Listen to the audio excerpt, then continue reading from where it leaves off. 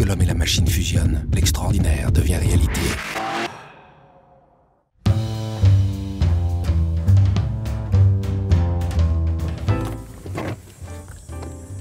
Excuse-moi.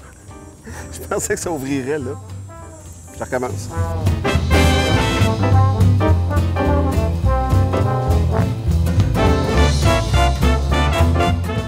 Si ça vous dit de venir jouer une ronde de golf ici au club de golf Saint-Raphaël, et je vous le dis, Saint-Raphaël.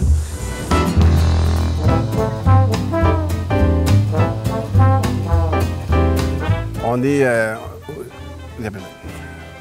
en train de digérer.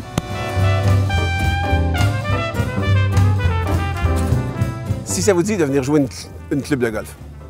Moi qui étais un ancien athlète de très haut niveau, là, je veux dire, Ligue nationale, on s'entend que tu as vécu des rushs d'adrénaline, puis tu dois le ressentir quand même un peu, sans que ce soit à la même hauteur, mais... Un petit peu. Je veux dire, j'écoute les tournois de golf à la télévision, puis les professionnels, après la ronde de golf, vont parler de... Tu sais, je veux dire, il n'y a pas un swing parfait nulle part, mais il y a une shot à quelque part.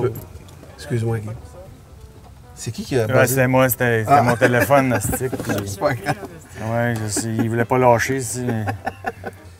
Junior, tu étais un joueur très offensif. Tu étais le premier compteur de ton équipe. Et rapidement, quand tu es arrivé dans la Ligue nationale, tu es devenu un des meilleurs joueurs défensifs de ton époque pendant toute ta carrière. Je sais qu'un joueur d'hockey, on aime ça contre un but à un moment donné. Tu as dû ravaler à un moment donné à quelque part.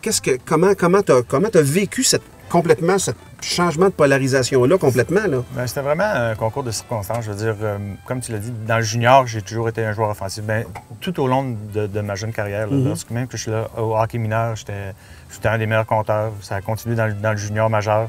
Ensuite de ça, j'étais allé 2 ans dans la Ligue américaine, après avoir été repêché justement par le Canadien. Et même si j'étais offensif, là, à chaque fois que je revenais ici au camp d'entraînement, on me disait tout le temps la même chose. On sait ce que tu es capable de faire offensivement, mais on veut que tu améliores ta défensive. Comme dans ces années-là, un gars de première année, je ne jouais pas beaucoup. Alors, tu sais, je veux dire, on prenait peut-être 6, 7, 8 présences sur la patinoire, puis ça, mais j'aimais pas ça. Et la deuxième année, ça a commencé, il y a eu des blessures au sein de l'équipe. J'ai commencé à tuer des pénalités avec Bob Gainey et ça allait très bien. La chimie s'est mise entre nous deux. Puis, lorsque Jacques Lemaire est arrivé, il a vu que j'étais capable justement de faire le travail. Puis moi, ça me dérangeait pas. Tout ce que je voulais faire, c'était jouer plus souvent. C'est ça. Alors, ça m'a permis de jouer une vingtaine de minutes par match et être capable de compter une vingtaine de buts par match. Quand même. Alors, je me suis jamais plaint. Moi, je me souviens, le trophée Selke qu'on connaît a été inventé à cause de lui. Donc, toi, tu as commencé à côté de ce monument-là. Puis tu l'as gagné aussi, 3 fois. Le trophée Selke quand même. Fait que tu as eu un maître vraiment idéal à côté de toi. Exactement. Alors, pour moi, je veux dire... Puis ces joueurs-là, ce type de joueur-là que tu étais après toi, c'est plus reconnu maintenant. C'est beaucoup plus reconnu maintenant. Puis je veux dire, tu sais, dans mon temps, on était capable... C'était pas comme si, lorsque j'avais la rondelle, je m'en débarrassais. Je savais que si le plus longtemps on avait la rondelle en contrôle, qu'on était meilleur défensivement. Alors pour moi, ça n'a jamais été une grosse affaire de jouer défensif. C'était pas un problème, exactement. Guy, tu es excellent au hockey. Moi, je suis excellent pour manger. On va aller au 9,5. Parfait. On continue notre partie. C'est ça, on n'a pas fini encore.